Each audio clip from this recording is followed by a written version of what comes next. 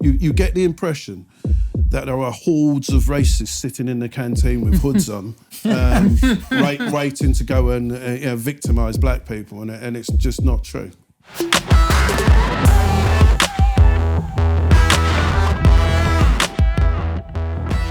Hello and welcome to TRIGGERnometry. I'm Francis Foster. I'm Konstantin Kisin. And this is a show for you if you want honest conversations with fascinating people. Our brilliant guest today, I'm delighted to say, is a retired police inspector of 30 years. Chris Donaldson, welcome to TRIGGERnometry. Thank you very much for having me. Listen, man, it's so great to have you on the show. We're so excited to talk to you. There's been so much happening this year to talk about. But for anyone who doesn't know who you are, just give us a rundown of what has been the journey that you've had through life. You joined the police at 18, right? And all the way through to now. Just tell everybody, who are you? How are you here? What's been your journey through life so far? So I was born in Islington, grew up in Leighton to Jamaican parents. Got two brothers and a sister. Very normal background. My mum's was a nurse, and my dad worked at Ford's. Nothing extraordinary. At the age of 18, I was in the sixth form. I had no idea what I wanted to do. A guy down my rugby club, Paul Farrell, he suggested that I should consider the police. So I'd never thought about it before. I didn't grow up with any aspirations to be a police officer, never before that conversation. And it actually ticked all the boxes. What I'd like a lot of times in my life, I decided what I didn't want to do before I decided what I wanted to do. And what I didn't want to do was sit in an office. And I wanted to do something that was exciting or certainly challenging. And when I looked at it in more detail, I thought, yeah, why not have a go? And that's basically it. I looked at the forms, I spoke to Paul, and I thought, yeah, well, at the time there was a big push in recruitment, and I thought, yeah, why not? I'll have a go. I didn't think I would get that far, if I'm honest, but I put the application form and I enrolled. I got through the application system, and at that point, what they do is send the local officer or local sergeant around to your house to check that your house or your family is suitable to have a police officer. One lived there, and if it's a good family background, they've already done the checks. I didn't tell my parents that I'd been accepted. I didn't want to have that conversation because I'd already made my mind up. So when the sergeant knocked at my door, my dad was very shocked and surprised. He thought I'd been arrested because I was the one in the family that's most likely to be arrested, because that was me. So he was very pleasantly surprised that I'd applied for the police. The guy came in, the sergeant came in. My mum ushered him into the front room with the plastic seats, and we would never have been allowed to go into. She got the bone china that we didn't even know existed. We had a picture of the Queen on one side and a picture of Jesus Christ on the other. The sergeant looked around and thought, what a wonderful family. This is it. And my mum went into this Jamaican English that she does when she's talking on the phone. And it was, I was in. He was super impressed. And next thing I know, I was in training school.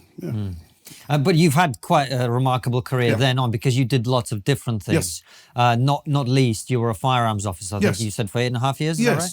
Yeah. That was quite a bit before then. So so I was a probationer in Covent Garden, Bow Street, Covent Garden. I spent 3 years there. I then went on to the Territorial Support Group in '87, which is primarily their role is riot control. And crime, high crime areas. They sent them into high crime areas.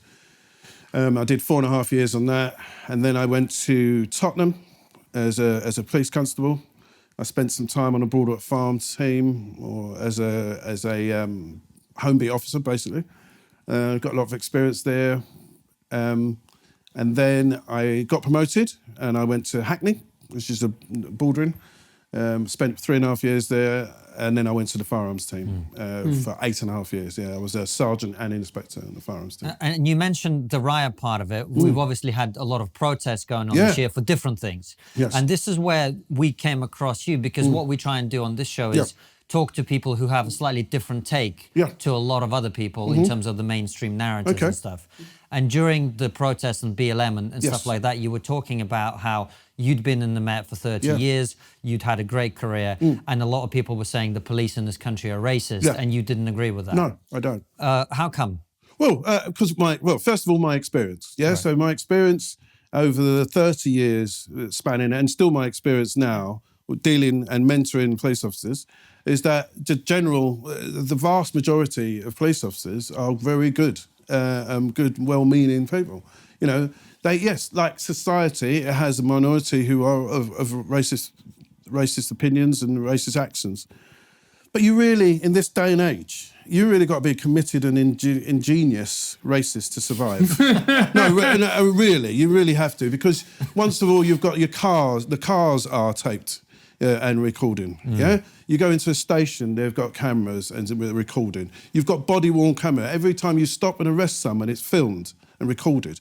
Now, to be a racist in that environment, with all the canteen, with every supervisor and manager trained to detect that kind of behaviour and act on it, and some of them want to find that behaviour so that they can evidence it, so that they can be promoted, to have all that in place and then still be an active racist in the Met, you really have got to go some. You really have.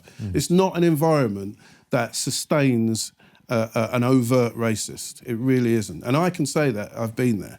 Yeah, and obviously there are bad experiences. People have them. And I'm not saying it's not got racist, not like the NHS hasn't got racist or media hasn't got racist. Of course they have. He's looking at us. Racist.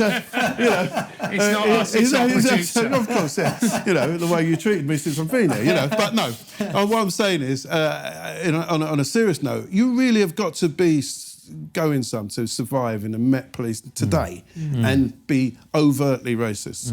You really have. So why do people say that then? Why do people say that the police are racist? I think if you look at the figures, and going back to the Lawrence inquiry, certainly the McPherson report. Yeah. He used this word institutional racism, which has been used to batter the police ever since. Yeah, and people wrongly suggest that it's the institution is racist, so all the people in it are racist. And that's not the fact. That's not the case. What they're saying is that the figures don't look good. People are disproportionately. They're saying people are disproportionately shocked or not promoted in the correct ratios, whatever. It doesn't reflect the people that are actually in it. Now, you can have all kinds of explanations of why those figures do look bad, but I can tell you from a personal point of view, as the individuals, I've not seen that. And I was managing teams, on the ground, actually policing. A lot of people who do make comments in the media about their experiences in the police haven't really policed as much as I have.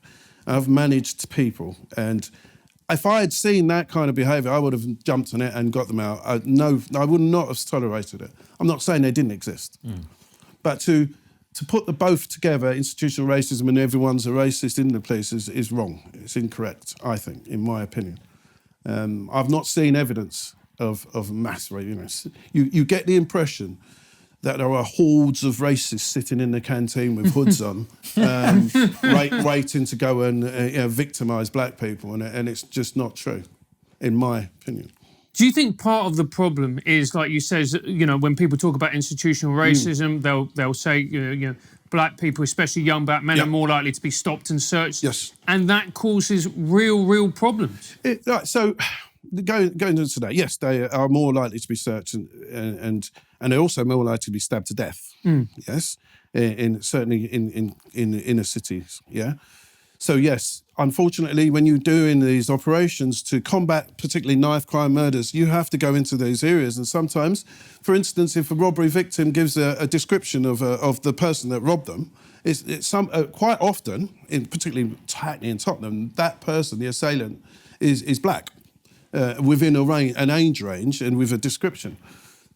And because they're under stress, their descriptions aren't always accurate. I mean, you try it tomorrow. Someone runs up behind you, not stabs you, you don't have to go that far, but just to hit you and run away. And then you tell me what that person looks like under stress. So quite often their descriptions are varied, but quite often also, they say they're between 18 and 25. Not all robberies, but I'm just saying. So when you're going into areas where you want to stop kids, stop walking around with knives or driving around with knives, killing other kids, particularly black kids, you have to target that area. Now, in my experience of dealing with actual complaints as an inspector, and I have dealt with in the professional standards, the complaint didn't come from, they only stopped me because I was black. It was because they were rude to me or that incivil. So quite often if you're a professional and when you stop someone, I got very few complaints and I stopped a lot of black people, probably more black people than I stopped white people because I worked Hackney and Tottenham. I got very few complaints, because it was the way I dealt with it. And that's a difficult area. Because as a police officer, when you're an experienced police officer, you start to build up an instinct for people. So, for instance, you stop someone in a car. One of the first things you're taught as a trainee is stopping vehicles. Well, I was anyway in the 80s. And I always thought, well, this is a bit weird. Why am I down on the embankment stopping cars? And the reason is because when you stop someone, you can stop, say, for instance, you can stop someone and say, right, sir, your wife is really ugly or your husband is really ugly. They'll go, all right, fair enough. If you say, you're not a very good driver and you've just gone through it, they want to fight you. Yeah, they will not be. You can't tell people that they're bad drivers or they've done something wrong. That's one of the things. So you learn very quickly how to negotiate and talk to people without it turning into a big fight. And vehicle stops quite often are quite confrontational, or they lead into confrontation because people just don't want to be told that they've transgressed or broke a law. They don't want to be told that. So, but also, when you come on to stopping people, if someone's got something to hide, quite often, not saying always, quite often they will get very aggressive and they'll start throwing, all kinds of allocations, hoping that you'll run away. But as an experienced officer, well, hold on a minute. Why is this person so avid? Why is they so aggressive? Now, you think to yourself, well, should I walk away now from this confrontation and they get away with whatever they're trying to hide, or do I persist? And that can go badly sometimes. But experienced officers know quite often you must continue, because if I stop a normal member of the public, they're not happy about it. They're not happy about it because no one wants their liberty interrupted or their day interrupted by police officers, and it feels like an intrusion. I get that. I've been stopped myself, a few times, and I can get that. But quite often, if it goes into a confrontation, you're really rude or you're really aggressive, that police officer starts to think, well, what have you got to hide? And they start pressuring a little bit more because what have you got to hide? You might not be hiding anything, you're just a bit angry. You're just not like the fact that your day's been spoiled. That's fine, I get that. But career criminals will throw those distractions at you, and you have to. We try, when you're in training, you're trained to look for that kind of thing. So why are they trying to put you off the scent? What are they doing? Are you now going to walk away and say, well, you won? Okay, fair enough. And they'll go away with whatever they've got. Sometimes they can. So that's a really difficult area of policing, stopping people. Really difficult area. And it's only experience, really, that makes you better at it. I don't know anyone who looks at a car coming towards them and knows what that occupant, the colour of that occupant, until they're right up on you. What you see first is the lights out, or they're on the wrong side of the road, or their registration has come up as no insurance, or that registration has been put up in a thing. But you don't say, 50 yards down the road, there's a black guy driving that car, I'll stop it. Because you can't see them, quite often. So yeah, stop and search is a really contentious area of policing, but you become better at it the more experienced you are, and you know how to gauge that person. It's a very difficult road, but in the minority of people, it is the minority of people you stop, are getting aggressive for a reason. They're throwing you off the scent for a reason. And you have to, as a police officer, a representative of the public, by the way, you think, are you doing the public a favour by letting them walk away? And Chris, what do you say to those people who say, I think it's only 3% is the stat that's often used, 3% of these stop and searches lead to an arrest. It's not an effective tactic, and it just antagonises black communities and other communities as well? Listen, 3%. Yeah, I listen to people in the public domain talking about it, and quite often they have no idea, or even the people who are ex-police officers who didn't use the tactic quite often, because a police officer, an active police officer, an operational police officer knows it's not about, or it's not always about finding a gun or finding a big bag of drugs. It's sometimes disrupting that gang, or not everyone who you stop is a gang member, because they're not, but disrupting that person's movement of carriage weapons. So they're not confident in walking around. Because quite often, if you're working in an area and you know the people, you see, you're stopping known gang members and known criminals, yeah? And in the old days, you wouldn't search them, you wouldn't have to search them, you just know what they were in, where they are that day, that part of their day. It's not all about finding loot. Yes, stop and search is different. You have to have reasonable grounds. That's a little bit different. But stop and talk, yeah, is something else, yeah? Because when you've got the known gang members walking around confidently with weapons, they're not always going to stab someone, but they may do when they come into a confrontation. Your job is to stop them being confident walking around with those weapons. And that's difficult because innocent people get stopped. And innocent people get caught up in that war, you know, so to speak. Rather like going onto an airplane. Most people are not bringing anything onto the airplane. One of the reasons they're not taking their personal use drugs or their gun or whatever is because they're going to get searched. Yeah, they're going to get searched. I don't mind getting searched going onto a plane because I know that the guy next to me or the woman next to me hasn't got Semtex in her bag. Yeah, because I feel safer. It's not all about the success rate of stop and search. It's the effect it has on the mind of those criminals. So what we're really talking about is preventative policing. It is preventative in a lot of ways. But people wrongly look at that 3% and say, well, it's unsuccessful. It's obviously unsuccessful. It's just not. We need to do something else. And what else? What is the option? If you say, for instance, I'm not going to stop anyone in Hackney, or more specifically, no black person is going to be stopped in Hackney for the next week, yeah? Vast majority of people just go along their business, no problem. But there'll be a hardened core of thinking, wow, this is great. I can now travel left, right and centre with my gun, my knife, my whatever, and I can go and do what I have to do. It's really difficult. There's no straight answer, but it is one of the tools that has to be used, unfortunately, particularly in high crime areas where there are murders and stabbings. You know, I think 14 out of the 15 stabbings of the kids who were killed this year were murdered by stabbing, you know. And quite often they were gang members, not always. Sometimes they were just people in the wrong place. But all the time there were people walking around with them, you know, with knives, quite confidently walking around with knives. I've been shocked with some of the weapons that I've found on people. Shocked. So yes, vast majority of people are innocent. Vast majority of people have got no weapons or nothing, and you have to pat them down and say, we're really sorry that you've been inconvenienced and that your day has been spoilt. But unfortunately, the reason I'm doing this is because the crime in this area has gone up and stabbings, and we are trying to combat it.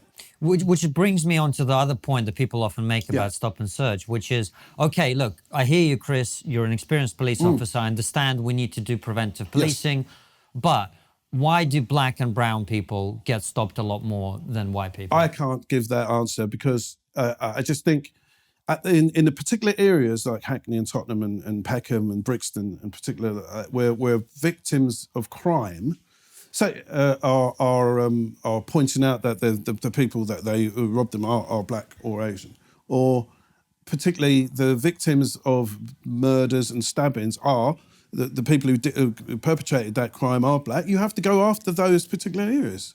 And unfortunately, when you put a TSG that I was a member of into an area of high crime, they're going to have to stop people who fit that bill. And sadly, and it is sad, that those high crime areas quite often involve immigrants or black people. And it is sad because there's so many most people are just going on. I've got two boys and they're black kids, yeah, obviously.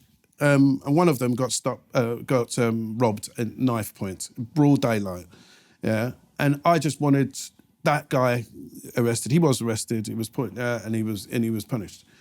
But he was quite confidently walking around, him and his mates in North London with knives. And if someone had said, you know, the police were out in that area, that would, you know, before stopping lots of people for knives to prevent this kind of thing, I would have been quite happy with it. I don't want my kids stabbed. And the black community has got as much, you know, of a interest in not getting their kids hurt, you know, in these areas. So yes, it's in their interest, or in the black community's interest, to support the police, I would say, and certainly help the police so that their kids aren't murdered and stabbed and robbed, because quite often they are victims of crime, disproportionately victims of crime. Not a lot of people like that stat.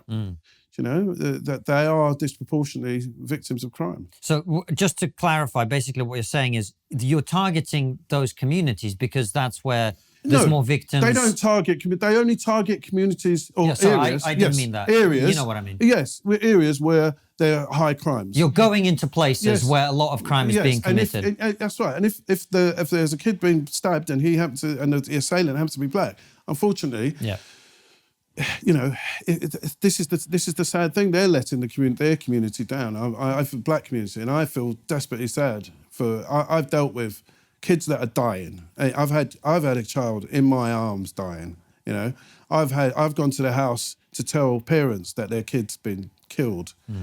I've knocked on a door in Tottenham at the same time as that child was going to turn up for dinner. You know, at the same, and mother looked straight at me and fainted. Yeah, because she knew exactly what I was going to say. The daughter just, you know, skipped away and says we thought it was her brother, and I had to go around. When you're there telling those parents, you know, that their child has died or has been murdered, it's awful. And they're the people, like Damiano Taylor's father. He says there should be more stop and search. There should be more stop and search, but in a more, as he says, humane way. That goes down to training of the individual, maybe supervising each stop if you can, as the supervisors. But it's not retracting it. It's not, because that small percentage who do commit crime will love it. They will love it. And they're the only people who are benefiting it, by the way. You know, if you stop and search or reduce stop and search, the only people who are going to benefit are those criminals, that small percentage who are just rubbing their hands, saying, now I can go from one street to another with a gun and a knife without getting stopped. Or if I do, I'll just kick off. You know, so that's a sad side effect of crime in London, in a lot of crime. So, say, for instance, burglaries. You go home, you find your house burgled. No one knows what that person looks like, generally. Sometimes a neighbour will say, oh, I did see someone climb out the window or whatever. Or car theft. No one actually sees this. Quite often, robbery, if someone is up against you, you know, they'll give and sadly, in like Tottenham and Hackney, a lot of the assailants are black. Sad fact. So innocent people get caught up in that crime or the police operation, and it's sad. It is sad. But often, like I say, quite often, nothing comes of that. It's because the way it's dealt with, how that stop's dealt with. And like I say, you have to weigh it up against, why is this person getting aggressive with me now? Where do you go? Do you go down and walk away, or do you have to deal with this? And it looks really bad. I know I've been in those situations when someone's shouting and screaming at you, and the people now have got their phones out, and you're there. You've got your body cam on you. Am I going to press this? Is this person trying to throw me off the scent? Oh, you know what? I'll walk away. Because that's what members of the public always want you to do. Leave them alone. They have no idea what they've done or what they're concealing, but they want you to leave them alone. So quite often people do.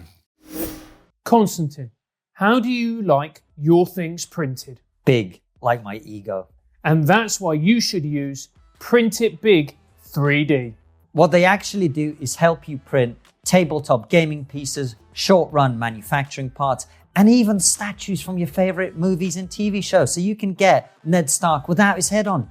They also make cosplay costumes, car parts, and weapons, but not real ones, obviously. And the wonderful people that they are, they also make free prosthetics for kids. What virtue signalers. On top of that, they also do individual pieces, prototypes, and short-run manufactured parts. Do you know what any of that means? Not a clue.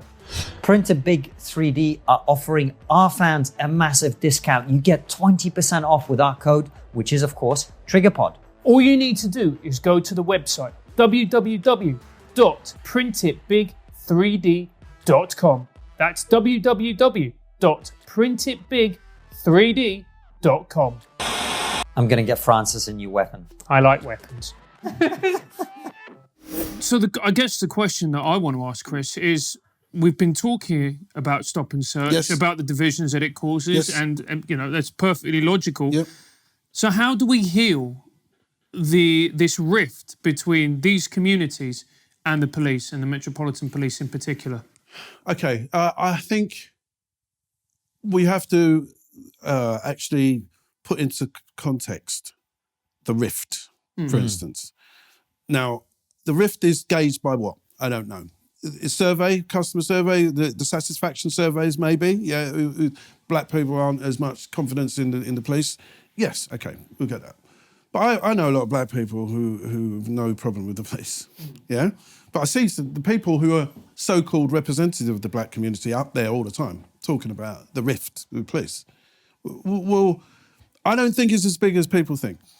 Yeah, there's many black parents who don't want their kids stopped, yes, but they certainly don't want them stabbed to death, yeah? And they do, and they know that the police are the only people who are going to be able to stop that, really. Well, one of the most effective people to stop that. Yes, you have social workers and everyone else and doing their part, but the most effective way still is the police. So I don't hear that rift as much as the so-called community leaders and I say irresponsible MPs keep muting all the time, constantly. You'd think every black person hates the police if you watch social media, and I don't think it's true. Yes, there's a suspicion between the black people and the police, like there was in the 80s when I joined. I totally ignored it, to be honest. I didn't care about what people were going to think about me being in the police. I didn't even consider it, if I'm honest. And I didn't consider it when I was in, because the vast majority of people who were racist towards me were black people, yeah? How do you mean? They were calling me Judas and a traitor, people trying to set fire to me at Notting Hill Carnival. Set fire to you? Oh, yeah, absolutely. I had an MP who's still in Parliament at the moment who called me a Judas and a traitor. I won't name her, but yeah, she still sits there. And so you're a traitor I'm a to traitor black to people, what? I don't know. to black people for Absolutely. being a police officer. Absolutely. Why is that? I have no idea. I still don't understand it. But that's a common name Right. you're called, traitor and Judas. Wow. Yeah? Because us and them, it's like, it still mystifies me now, and it goes over towards the end of my it just went over my head because it made no sense to me. And it's still said to a lot of people, you're a traitor and a Judas. Like, as if black people don't need to be, their communities policed. Right. What? As if black people don't need their houses to be safe. As if black people don't need their kids to be safe. Of course they do. The police aren't the enemy. The criminals are the enemy, you know. So the traitor bit makes no sense. No sense at all, and it never has done. Yeah? And I think there are, for instance now, there's Mr. Khan, the mayor, has said that he wants an increased percentage of black people in the police, in the Met Police, 40%. Yet in the same breath, he calls them institutionally racist. Oh, what a great advert that is. Yeah? So, yes, kids, join the Met Police. They're institutionally racist. Have a great time. Do you know what I mean? What on earth is that about? And it's a lie, first of all. Yeah, it's a total misrepresentation of the police. It's certainly not an advertising campaign. And it certainly won't increase the percentage. I just hope that they take as much notice of politicians as I did in those days. None. Yeah, listen with your own. Take people as you find them. Yeah, and take people. Listen to the positive notes from the police, because I can tell you I had a fulfilled, a very varied and rewarding career in the police, and I think it's a damn shame that young black kids are put off by listening to clowns in public domain who know nothing about police. You talk about clowns in the public domain. Obviously, you're sort of talking about politicians, and I think the media also have to take some responsibility for who they choose to come on and talk about this. Absolutely. They keep going, oh, it's terrible, the representation. Well, you keep telling people it's racist, and that representation is going to go down. It's not going up. It's not going to be increased. So with that in mind, you talk about the rift being exaggerated. I think so. So what did you make of BLM then? It's not something I thought it was sad because I was there, obviously, growing up in the 70s, in the police in the 80s, when we had a lot of racial tensions, and then we moved on and we got to where we were this year. Yes, there's still issues, but we were we were doing really well. I think, you only look at a rave scene, the multicoloured rave scene. You go to every festival, multicoloured, the theatres, people were mixing well, and then all of a sudden, we're now going to answer for the crimes of America, and American police and the segregation and all the issues that they've got. It's not the same. It's not the same place. What happened to Floyd was disgusting. The man wasn't a police officer, he was a criminal. He was criminal dressed as a police officer, and he deserves everything he gets. But that didn't represent all the police officers, and it certainly didn't represent British police officers. But it almost as if their anger was transferred here, and wanted to relive that wedge between. They wanted to reenact it in effect. And I thought that was sad. Black Lives Matter. The actual the label is kind of provocative in a way, and it puts a wedge into people who didn't really exist. I know people who are angry about that, and they're definitely not racist. They just feel, well, hold on a minute, yes, of course Black Lives Matter and every life matters. I know what they were trying to do, highlight the injustices, but the main injustices were in America. Yes, there were issues here, but to try and to pretend that we had the same issues as America was wrong. I just think it was wrong. I didn't agree with it. And there was a slogan that was bandied around that we heard a lot, which was obviously defund the police. Yeah. Can you explain to people, because I think this is really important, why that is a stupid idea? Well, it's a stupid idea because what's your alternative? What is the alternative? Okay, we defund the police. We stop giving them and let's face it, the police have effectively been defunded anyway since the first financial crisis. They're really struggling anyway. I know the pains that the senior officers, particularly Cressida Dick, goes through to get money from the mayor and government. They're really stretched anyway. So you're going to defund them now. So okay, what is your alternative? No one's ever given an alternative. Well, what they say, Chris, some of them anyway, is what we mean when we say defund the police is more social workers. We'll deal with the causes of crime. We'll give people mental health support. We'll make sure that the kids who may be growing up in a difficult environment get the right encouragement. Stuff like that. Yeah. Right. So I think some of these people think that if you did that, you'd have no crime. Oh yeah, right. Okay, so your money goes to social workers and people dealing with the fallout of crime because there'll be a lot more crime. Yeah, that's for sure. So yes, they're all part of the team. I had this conversation the other day on the radio, and we're all part of a team, really. No much you like it. The social workers, the youth workers, the police officers. It's all part of the team. You take one element out, it doesn't work. And people say, "Oh, it isn't working now," but it's literally the finger in the dam. You take that one element out and you'll see an outbreak. I'm pretty confident that in this country it's not even being seriously considered. No, I don't think it is. And you're right. I mean, in America, in some of the places where they have defunded a lot of the police, they've seen crime rise by hundreds of percent. Absolutely. You have to remember, it's not the normal person who's going to benefit. Me and you aren't going to go, well, maybe not, but I don't know your neighbours, but you're not going to go and kill your neighbour if you can get away with it tomorrow. No. Yeah? But some people will. Yeah. Do you know what I mean? If they've got more chance of getting away with it, they will take advantage of that definitely. So the police deter crime is what you're saying? Absolutely, of course they do. Or not just police, the criminal justice system. Yeah. Which is part of the same thing. When you think about it, what stops you from committing crime? You know, the fact that you might get caught is right up there.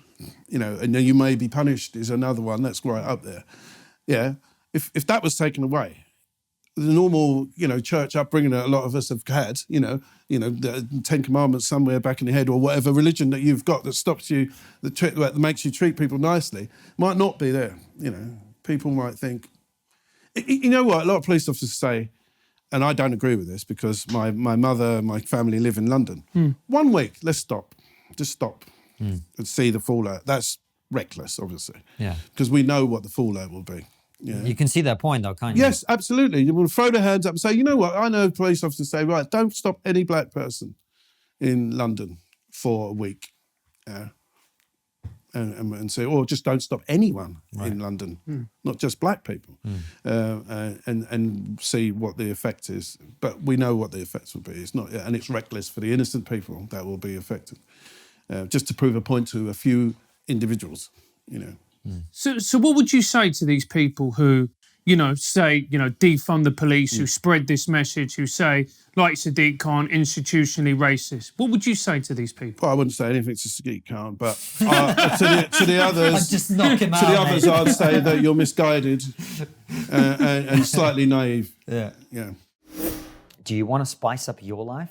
Yeah. Well, in that case, I have just the product for you. It's Screaming Chimp chili sauce made from fresh chilies. They're a British company based in Durham that create beautiful chili sauces that are vegan-friendly, gluten-free, and free of the 14 main allergens. They're for pussies. Joking aside, they have a whole range of flavors all the way from mild to wild for real men. I'm a real man. They've got a range of unique and classic flavors. They've got pineapple, mango and papaya, chipotle, excellent pun, and original hot sauce. Go to screamingchimp.com. That's screamingchimp.com and spice up your winter.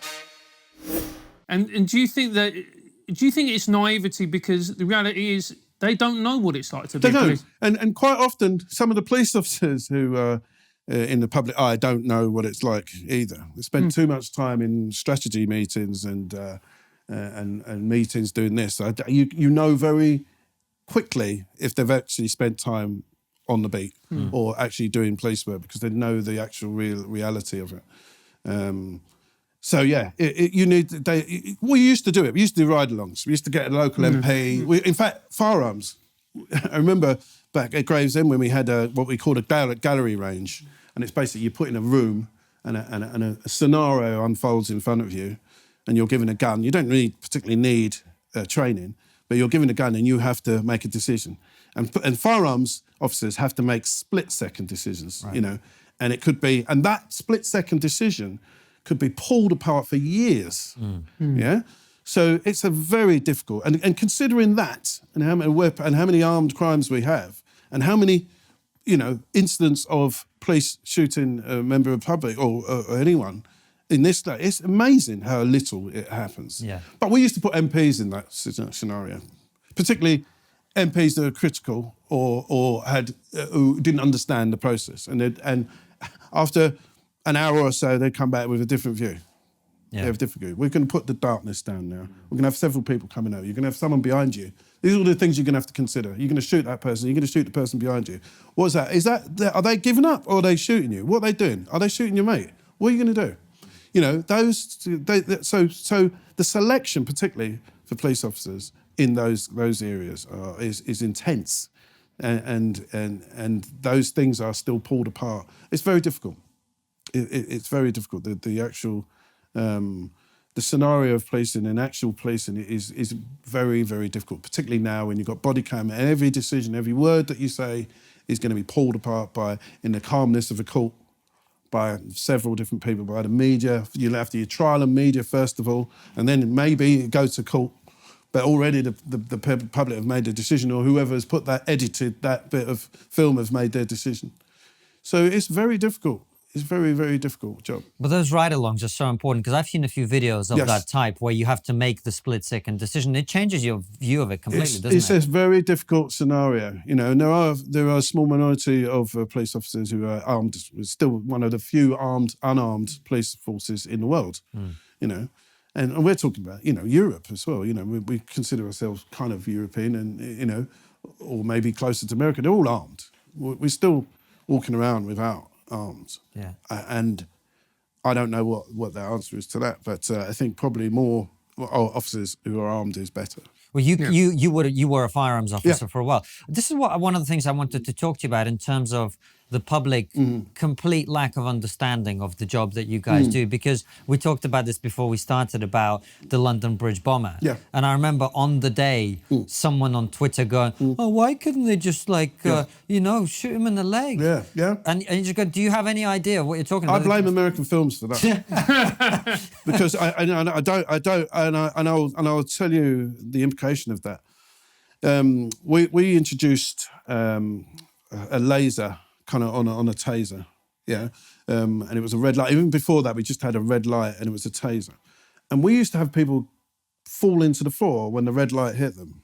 There was no gun attached to it or anything, just a red light, and they'd hit the floor because they thought, well, they've seen the films, red light hits you, you're going to be shot, that's it, hit the floor. Because American films tell people you can wing people as they're running away when they've got a gun in their hand. You're taught to hit this between the torso because that will disable them. There's more likely to disable them, stop them doing. You don't shoot to kill. You shoot to stop them doing whatever they're doing. Right. This is really good, Chris. So break it down for people who don't understand firearms, who don't understand biology. Right. Why do you have to shoot someone here to disable them? Right. But that area has the vital organs in it. It's going to be the most likely to stop them doing what they're going to do or what they're about to do, shooting a weapon at you or someone else. Yeah. And why can't you just shoot the gun out of his hand? Exactly. Well, it's a moving target. It's very small. You're less likely to hit that target. Yeah.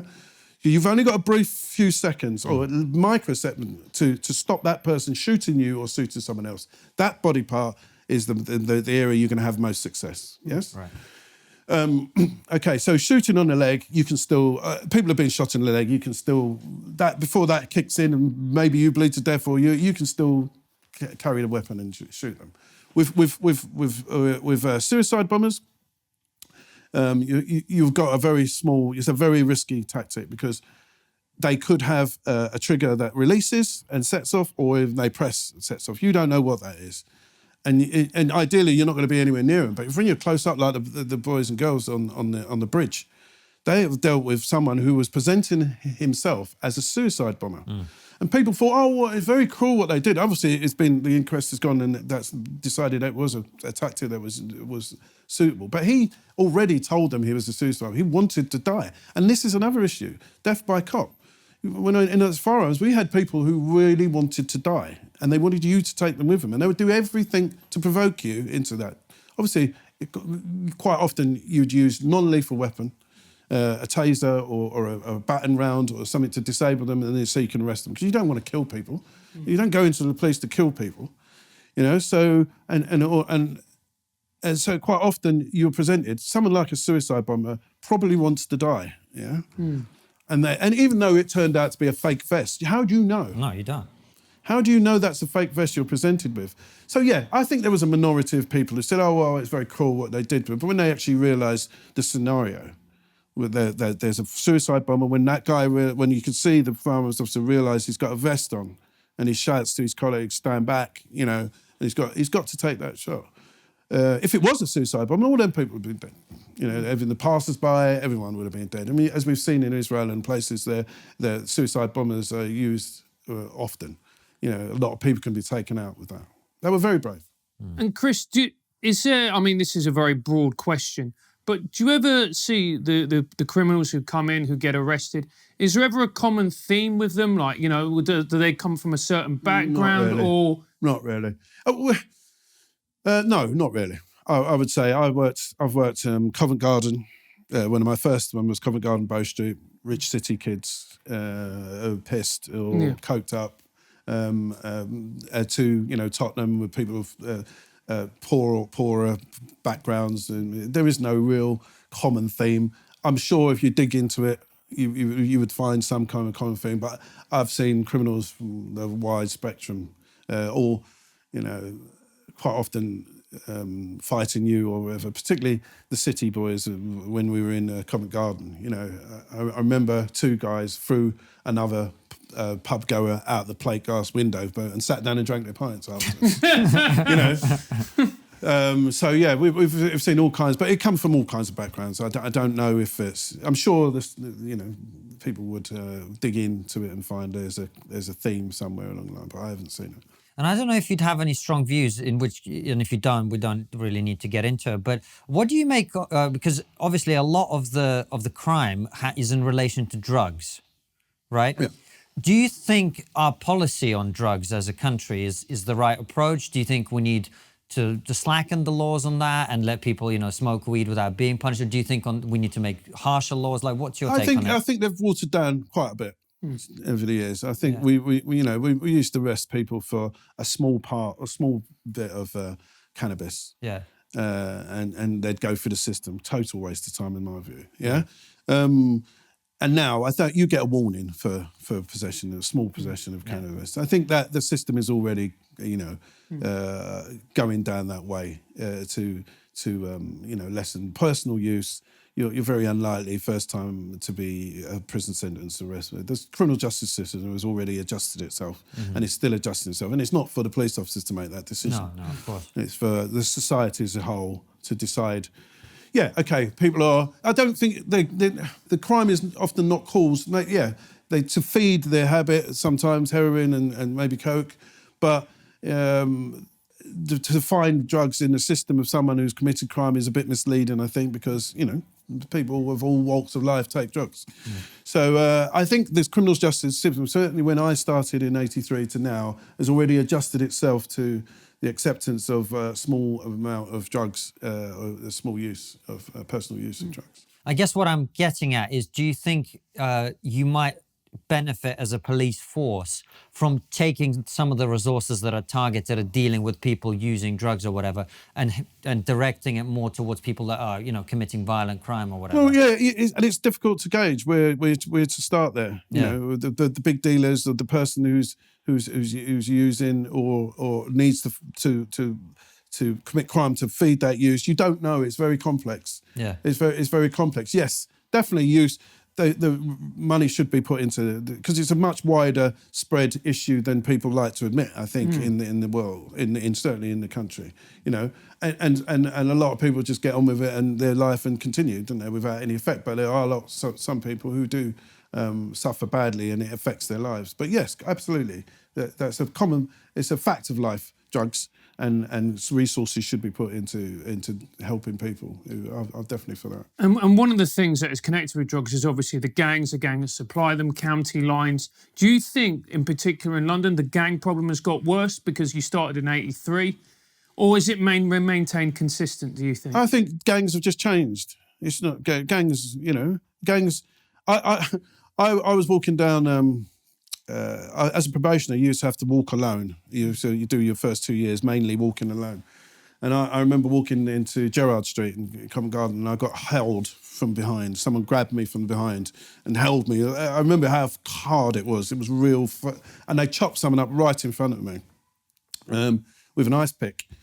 Anyway, Jesus Christ. And then they run off. And I remember dealing with that individual. And then people come in and dealing with them, and then we ask for witnesses. No one saw a thing. There were people sat there and stood there with blood on them who didn't see a thing. And when we realised it was 14K in the Wusimwa triad gangs they had a vice-like grip on people. There were gangs then. There were vicious gangs then, and then Vietnamese gangs. There were all kinds of gangs. Gangs have always existed. I mean, Gangs of London, this programme, it goes back to, you know, the gangs have always existed in some form. The Teddy Boys, not so much gangs, they were a group of social, you know, whatever they like to call them. But there's always been gangs, a group of people who have a common purpose to make more money for themselves, whatever, doing whatever. Criminality generally. You know, so no, I don't think it's a new thing, gangs, no. But in context of, like, you know, the particularly young boys getting involved. So I used to be a teacher in Newham for 12 years. Yeah. And I saw children that I taught. I was a primary school teacher. I saw 10 and 11-year-old boys getting involved in it. Yeah. And also I remember like a former pupil of mine who came back to see me. And I was talking to him and I was saying, well, you know, you've been expelled from this one secondary school, but you've got a chance of going to this new one. Yeah. How do you feel about that? He goes, I can't go there. And I went, why not? And he went, because they'll murder me. Yeah.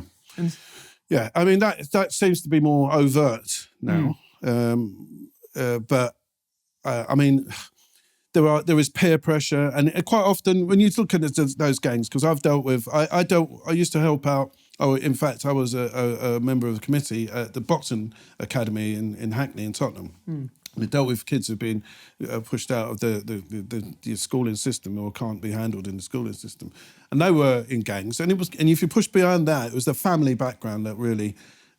This was their family. The gang was their family. Yeah, and they come from really often sad backgrounds where the family unit wasn't as strong. And that was a common theme between gangs, and maybe that's become more prevalent. I don't know. You know, the family unit has been maybe replaced in some people's eyes and lives by the gang, and that's dangerous and that's sad as well. But it's all about belonging, isn't it? If you don't belong to your family, who do you belong to? And if that group of people make you feel loved in a way, then that's what you're going to be drawn towards. Yeah.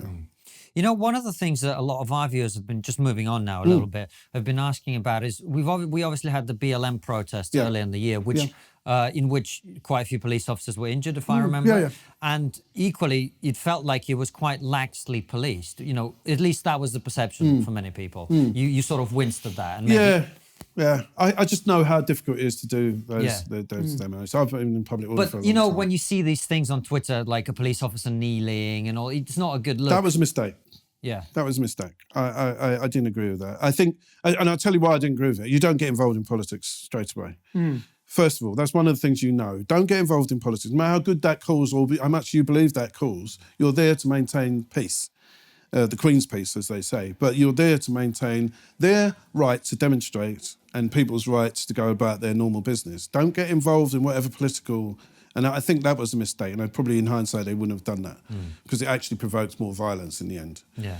But going back to emphasise that point where I stood outside in 1984, 1985, stood outside the South African embassy in Trafalgar Square, and people going, how can you defend the South African embassy when in the height of apartheid? They used to give me awful hell standing out there, you know, and all from, you know, they were all so-called people who abhorred racism, but they selected me for my race, yeah? So they would go on about me. So I wasn't defending. I had no problem even then. I'm defending the right for these people to demonstrate and people to go back to normal business and people to... It's for the governments to decide whether the South African embassy should be here. And in the end, it obviously collapsed apartheid, which obviously I'd heard. But if you turned up to your parade with 44 people and said, right, okay, do you believe in this cause? Anyone willing to police this one? No, do you know what? I think they've got I'd rather take a day off. You know, do you know what I mean? You know, to be fair, Sri Lanka should be independent in that way. You know, or, you know, you wouldn't have that. You'd get nowhere. Yeah. Your job is to maintain peace. Right. And people say, oh, well, you know, you know, you'd sign off for the devil. You know, it's not your job to take sides or decide whether I've been on far right marches, I've been on far left marches, I've been on all kinds of marches. And quite often, to make my day go, I'd always speak to them, no matter what, even if they hated me. Yeah, I'd speak to them, I'd ask them what their cause was, because it makes it a much easier day, a much more interesting day. But don't get involved in whether they should be there or not, or whether you want to stop them being there.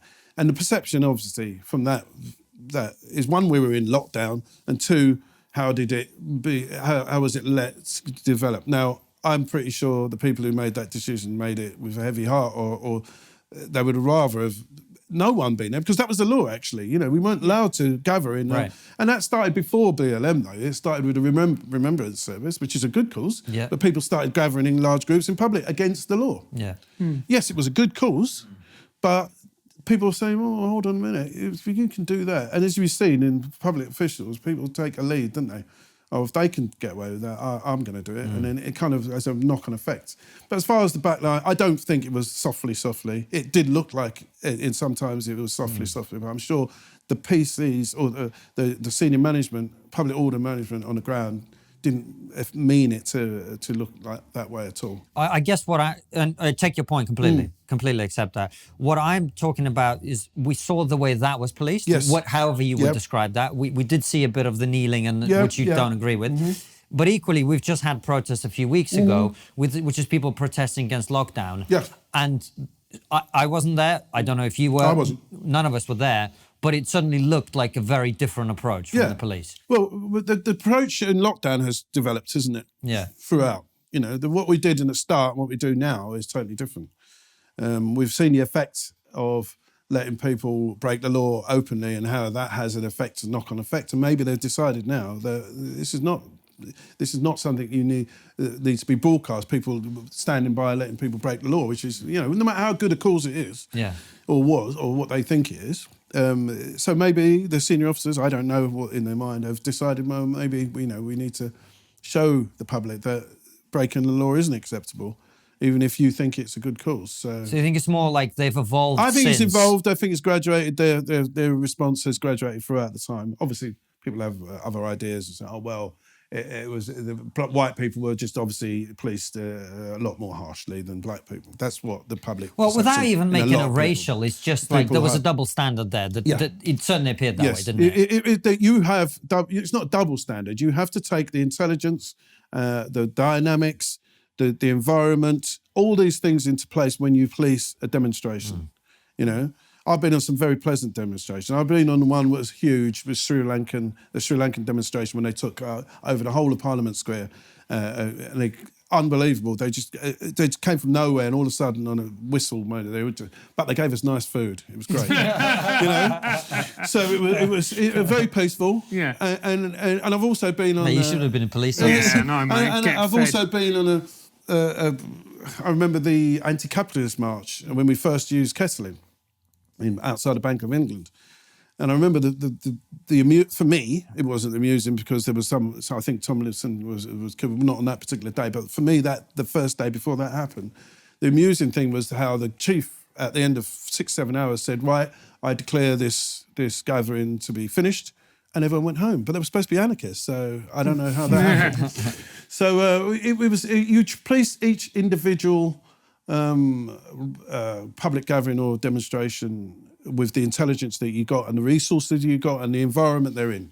It all takes the factors in how you police that individual. It may look softly one way, but it may be that they've got other different intelligence. And Chris, there was something that I particularly wanted to talk to you about, and this was an incident that happened a year and a half ago. My parents were burgled, they actually interrupted the burglary. The people fled. My parents are in their 70s. They're very old, very frail. And then they called up the police. And then within 1 hour, the case was closed. Yeah. They were given a crime reference number. And they went, nothing more can be done. Just to be clear, this is not just about his parents. Yeah. No. I want you to... sort them out. Well, I've had the same thing, car broken into. Listen, I know, I've had it. We get a lot of our viewers saying things like that. Yes. You know. Well, it's priorities. You have to prioritise your resources, and the police resources are limited. Yeah. So, for instance, that I don't know the specifics of that particular crime, and that must have been horrifying. I know how the effect it has on particularly elderly people. It's terrible. And when we were driven for figures, when we actually used to go to every scene of the burglary and sit with people, we used to be required to do it within a certain time, and that wasn't possible because impact on victims are different. And sometimes you have to spend time with them. You have to have a cup of tea with them. You've got to get the scenes of crime officer. You've got to get the builder to go and do their windows. Sometimes you have to be there for hours. But the demand on your resources doesn't allow you to do that. And in some cases they've decided that a burglary where the suspect is no longer there has to be reported over the phone, and sadly it means sometimes that an officer doesn't attend that scene, and it sounds like that's what happened. Do you agree with that? Oh God, no. Obviously, I don't agree with it. I'd like everyone to get a bespoke. Yeah, of course I would. It's frustrating as a manager of a relief. That I had, that you can't go to these things. Police officers want to deal with victims. That's the most. I say the most effective way is no one's screaming and shouting. You actually have a real effect. You know you're doing good when you sit. They'd love to sit with every victim of crime and have a cup of tea and make sure they're all right and get them the appropriate support. And they'd love to do that. And, it's just frustrating for most police officers that you can't. How badly underfunded is the police service? It's very badly underfunded. It's been run down. It's been run down since the austerity drive, and it's come to a point where you can't have all these expectations on the police and not fund them, And some of the people who are most loudest about we need this, we need, are the ones that are cutting your legs. Almost like, Douglas House said, you're breaking the batsman's bat before you go out. You're actually expecting them to get 100 and you've broken their bat. So no, it's very frustrating and they have been run down to dangerous levels. Do you think we've been lied to about that in the sense that people, I think some people are trying to claim that you can not defund the police, but you can reduce funding, cut number of frontline officers, and yet crime's going to be fine? No. Is that how it works? No, it doesn't work like that at all. From your experience, if there was enough resources, a police officer would have spent time with your parents, made sure that it was okay, and that would have had a positive effect on you and your family. That's one direct result of defunding, So you're going to have more instances like that. You've only got a certain amount of people to deal with a lot of crime, particularly, domestic violence. Particularly, you deal with an awful lot of domestic violence. You have to spend time with them because that victim. Sometimes you look at that victim, and they're saying, "No, I don't want to press the crime. I don't want to press charges." And they're really screaming, "Please get this man out of my house," And that takes time. You can't walk away from that. You can't do that over the phone. So you have to prioritise different crimes, with the limited resources that you've got, and it's very frustrating for managers. Very frustrating. I mean, how badly underfunded are the police services? You said it was dangerous. Could you give us some examples of? Well, it was. It's like your example. But you go into those officers who are policing Black Lives Matter, they're policing, anti-lockdown process. Every one of them could be reporting, dealing with a victim of crime on their own boroughs. They're all just boroughs. It's not a magic box of riot-trained officers who are going to go. They're often pulled away from locals. And the more of those that go on, the less resources there are to deal with burglaries and robberies and domestic violence victims and rape victims on a local basis. So it's totally irresponsible on both sets. I don't agree with either of them, It's totally irresponsible. They're dragging away resources. And then they'll be crying that police officer never turned up to a robbery. Or the fact that, someone's been beaten up by the husband and someone's called and it took 10 minutes, 15 minutes for them to get there because there's no one. That's where it comes from. It's not a endless box of police officers. There's a limited resource that is getting... Well, they're trying to expand it at the moment, but with what we've been hit, our economy has been hit now. When's that going to happen? I don't know. Who knows? And what effect has lockdown had on the police? What challenges have they faced? There are some positive effects, lockdown in particular, because there's not as many people getting burgled, for instance, because everyone's at home. There's not as many people getting robbed because there's not as many people out on the street. Well, not the last lockdown, because I see a lot of people out on the street. But those things, so you can move resources then.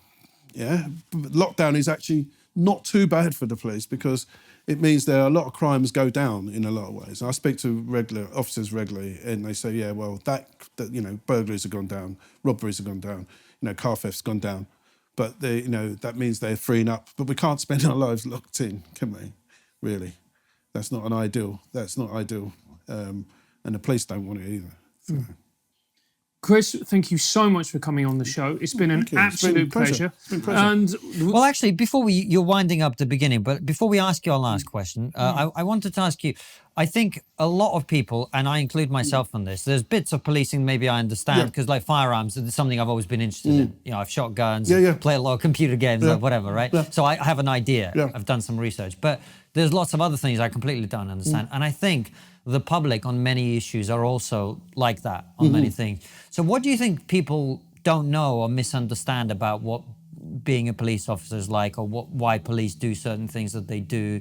Is there a thing that you wish if you could get across to everybody in the country, that they don't know, what would it be? Well, they're just representatives of you. You know, they're just your son, your daughter, trying to do a job. Yeah, they don't go to work to try and victimize people so that they can make their lives harder. They don't go to work to shoot people so that they can be involved in endless inquests and make their lives horrible. They do go to work just generally to, you know, to get through the day, to help as many people as they possibly can, and to come home and earn a living. But if I would say anything to the members of the public is take what politicians say with a huge pinch of salt. Yeah, because they don't often tell you the truth. And one more question, something we had the Conservative commentator... That was very Columbo of you, by the way. Just one more question. Just one more question, interrogation going on. But we had Peter Hitchens on the show, I don't know if you know. Oh, yeah. And he's quite critical of the fact that police no longer do as much beat policing as they used to. Yeah. You can't. You're just running. You're firefighting. You haven't got time to be walking around, you know, talking about. In them old days, you could do it, but there wasn't performance indicators then. There wasn't limited. There wasn't the huge amount of crime reported over the phone and the computers. That's all accelerated and multiplied crime reporting. You had time to walk from street to street, and you know where little Harry goes, clip round here, I'll get him to his mum. You ain't got time for that. You're just firefighting an awful lot. They're going from one call to another. I know. I've managed these teams, yeah? They're just going from one call to another. They haven't got time. Sadly, they'd love to. Oh, if you said to a police officer, please stay in this road today and have a cup of tea with everyone on this road, they'd love it. You know, they would love it. But they haven't got time to do it, sadly, because the resources are so restricted. And second time round. So, what is the one thing that we're not talking about as a society, but we really should be? Oh, wow. What are we not talking? I think the thing that we're not talking about is the fact that black parents and the black community have as much vested interest in the police as the white community. It's all as important to all of us, every colour, that we have a vibrant and useful police force that we back. No one wants to be a victim of crime, no, of any colour. And it all is. If you look at the media, it's as if every black person thinks the police are the enemy, and they don't. I know they don't. And it's disproportionately represented in the police, in the media, I think. That makes a lot of sense. We do see a lot of that, don't we? Yeah.